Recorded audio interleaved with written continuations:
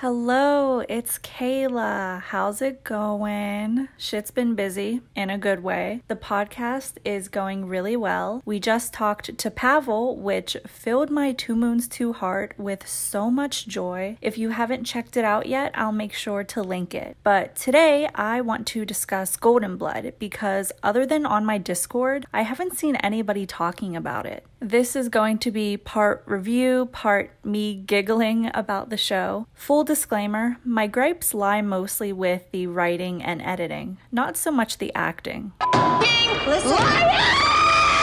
Well, a little, but it's all in good fun. I didn't go into this BL stone-faced. I knew it would be kind of silly, and I've embraced that as its charm, if you will. Before we get into it, here's a synopsis of the plot. Golden Blood is a Thai BL about this boy named Sky, who's the heir to his father's estate. We find out right away that Sky's life is super valuable and his father's worst rival intends to kill him. In order to protect him, his father adopts and raises a boy named Sun to be Sky's bodyguard and his personal blood donor. Side note, Sky has a rare blood type, hence the show's title. The two end up living together and, as the story goes, falling deeply, madly in love. So firstly, let me say, I thought this series had a solid start. We're introduced to this fascinating dynamic between Sun and Sky's father, who he refers to as Dad. Basically, they're trying to mask this business transaction with a father-son relationship, and it's so fucked up to me, mostly because Sun is appointed to be a human blood bag. It gives me very much Dracula vibes, and for a split second, I wondered if there was a vampire subplot. In spite of all this, I was hooked on the concept. After all, anything that doesn't center around university life is considerably unique for a BL.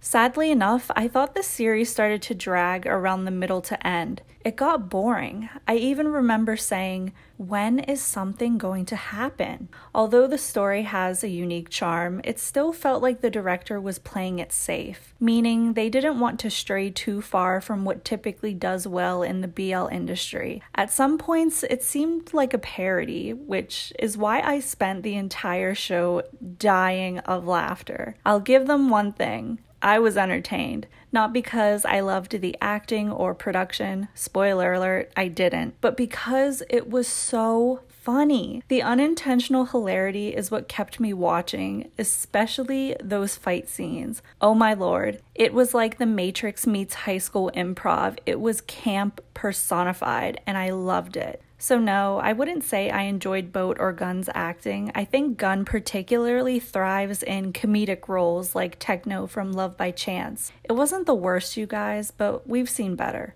Now here's the tea. Do people say that anymore? I don't think Boat and Gun have the slightest bit of on-screen chemistry. Maybe there were regulations in place that made acclimating to each other difficult. Maybe it's as simple as them not clicking once the cameras are rolling. But the spark was missing. Separately, I liked them, but together they seemed vacant. I wanted to be totally enraptured by their protector-protectee dynamic, and I just wasn't. Now we have to talk about Bank and Pitch. I've seen a few people say they kept watching the show for these two, and I can't disagree. There seems to be a trend, at least in Thai BL, where the side couple are more lovable than the main couple. And it's crazy to me because they don't receive as much screen time, yet they have the biggest impact on the fandom. Truthfully, I think Tenon and Sugus had a lot more chemistry, but I wouldn't say they carried the show for me. Pitch specifically, I wasn't sold on him developing feelings for Bank out of seemingly thin air. No buildup of sexual tension, no indicators of queer coding, just a straight guy falling for his male friend. I would sincerely like to blast the message to every BL writer and director that it's okay to make your characters bisexual. But on to the next. Before we get into the plot, I want to say something about Sky's father.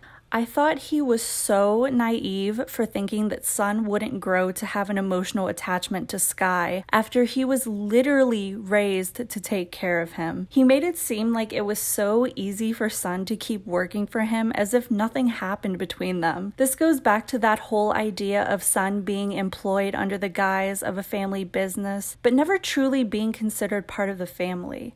Where the series really fell flat for me is the conflict and how it's resolved by the police catching the guy who kidnapped Skye. And after that point, we never hear about him again. The danger is just gone. If it was so easy to get this man arrested, why didn't they do that ages ago when he murdered Skye's mother? It's such a weak conflict, because even when Sun gets shot and ends up in the hospital, it's glossed over with this love square between him, Skye, and their friends Tokung and Juno. Suddenly, it's about who loves who and not the fact that Sun almost died saving Skye. Speaking of Tokun and Juno, let's talk about female representation. So the plus side here is that their characters are never depicted as villains who are set out to destroy a relationship. They're more so just there, existing idly. I appreciate the exclusion of toxicity, but I wish they had some depth. Their personalities weren't given much thought, which always saddens me to see in a BL. I wanted to fully comprehend how they were feeling when Sun admitted to being in love with Skye. But because there was no character development,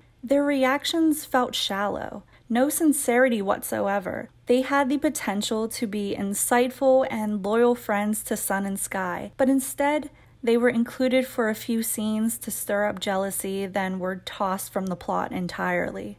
The plot definitely had some holes in it, but my brain can't register all that mess. So if you noticed any of these plot holes, leave a comment down below.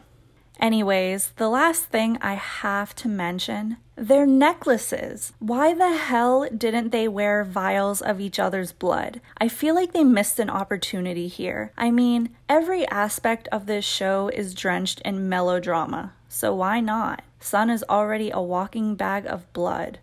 So overall, I'm pretty indifferent about this series. I don't love or hate it, but I do think if you watch it through the lens of comedy, you'll enjoy it far more. On a personal level, it was hard to take seriously. More so than the cast, I think that has to do with the cheesy script writing and editing. Boat, Gun, everybody, they did what they had to do. I just think this story was challenging to develop into a live-action BL.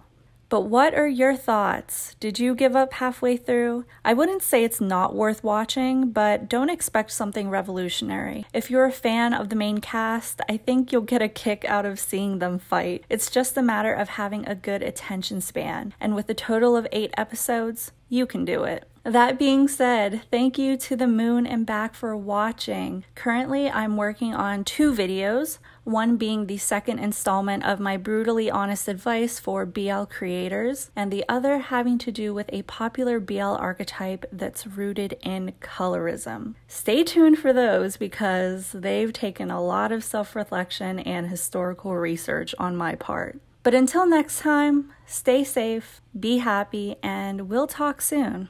Bye!